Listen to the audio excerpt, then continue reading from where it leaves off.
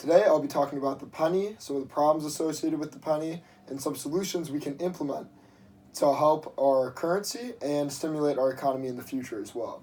So, according to a 2016 study done by the U.S. Mint, it was reported that to make a penny in raw materials alone, it cost the government 1.5 cents, which is a little ironic because you're spending 1.5 cents to make 1 cent.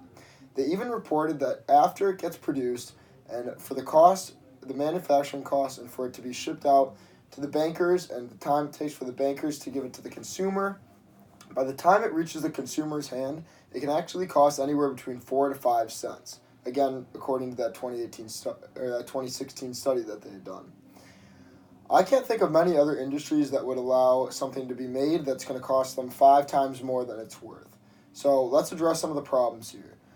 The most prevalent problem that I just touched on is that it's not cost efficient at all. It really doesn't make much sense to make something that's more expensive than it costs, especially 5 times as much. The second problem you have here is that it creates an unnecessary hassle for the consumer. I personally don't love having pennies or getting change back at all, but I know some people do, but I think the general U.S. would not mind if the penny were taken out of circulation. And part of the reason why this is because inflation has become so high that the penny is really useless and you don't have a lot of purchasing power with a single penny. So according to this graph here, published by Fred, or the St. Louis Federal Reserve, it shows that the dollar has gone down by 25 times since 1913. So it's actually 25 times more valuable in 2013 than in 1913 than it is today. For a lot of people, this is pretty concerning, and it really makes you realize that the dollar's gone down in a lot of value, and there's not much value to holding on to a penny anymore. I could see how 100 years ago, when it was worth what a quarter is worth today, it was worth holding on to. But now that it's worth so little, I don't think it's holding on to. So the main thing we want to focus on here is the inefficiencies. And according to a study published by the Breeze in 2017, they reported that about $1 billion is lost in the economy just from pennies alone. This is the production of pennies. This is people at the register taking the time to give the pennies to the people waiting in line. This is all the time that those people waiting in line lose waiting for these pennies. So it really is a big problem when it all adds up in the end of it. So the question now is what can be done? And some solutions that we have here is that the U.S. government can actually produce less. So they don't have to cut it out entirely, but they can produce less. They create tens of millions of pennies every year, costing them hundreds of millions of dollars, which adds up to that $1 billion loss every year that we're seeing, according to the National Federal Reserve.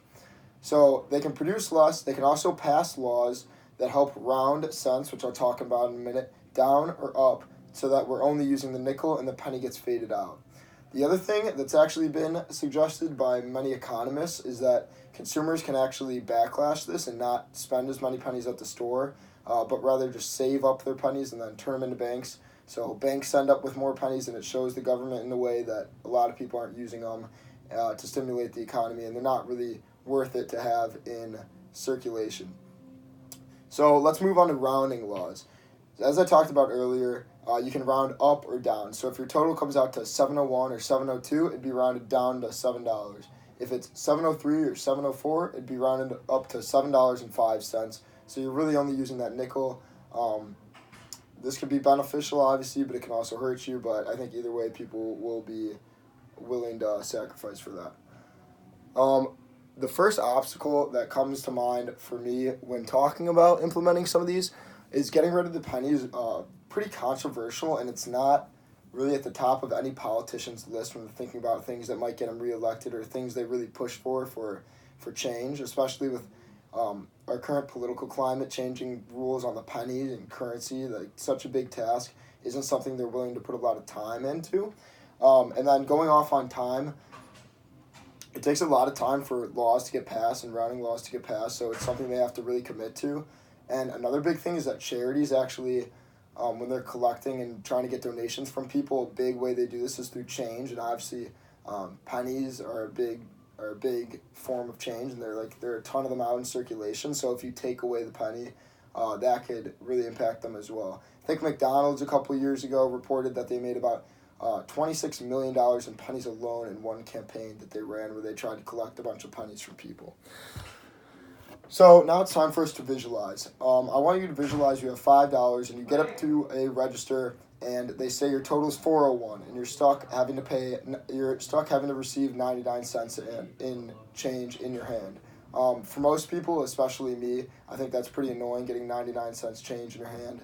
So if we go to this rounding law that we now have and we visualize having that $5 and your total coming out to only $4, you'd get that perfect single dollar bill handed back to you, and you wouldn't have to worry about all that physical change that you have to now put in your pocket. So my call to action to all you guys is that we're actually going to use this collection method that's been suggested because it's really hard for us to help produce less or regulate laws. So as a consumer, what you can do on a daily basis is collect your pennies and then turn them into a bank, and try not to use them at a store. I know some people do collect pennies and coins, and it's a great thing. They really can add up. But it's a lot of people collect them and they take them to the bank and they cash them in for, $50, $100, $150. So it's really not a hard thing to do. And if you care or are as passionate about this issue as I am, I encourage you to hold on to your pennies and then turn them into the bank once you've collected enough. Thank you.